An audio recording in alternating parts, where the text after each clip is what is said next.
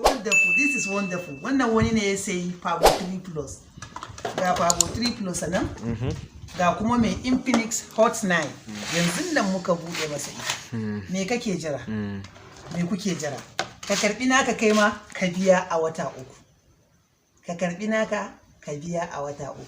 Just 3 months. Buy now and pay later in 3 months. This is Hot 9 Pro 64 GB 3 gig ROM. Wannan kuma fa Hot 9 normal 32 gig ROM, then 2 gig RAM.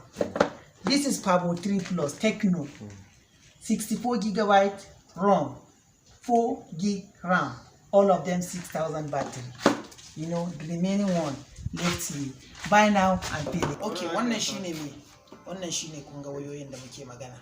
Hot 9. Wannan Hot 9 ne. Hot 9 Pro kenan. 64 GB ROM, 3 gig RAM. Wannan kuma me yace normal Hot 9 normal. It has, you know, 32 gig ROM, then 2 gig RAM. Me kake jira? Buy now and pay later.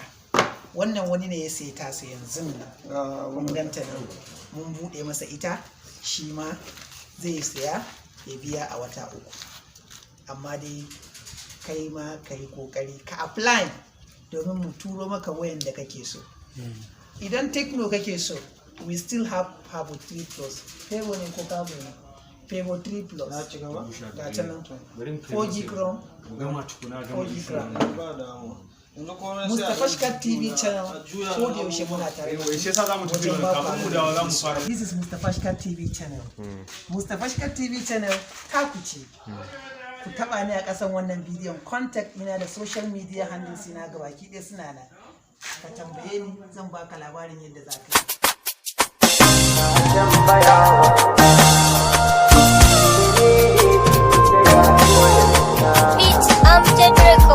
Ba ki ga yanda san ki yayi mini, duk da na san kina hasane. Ki kalli cikin idanuwa na san za su zayyane. Wannan al'ajab na so ne da kauna, aiki na kiran ki ne.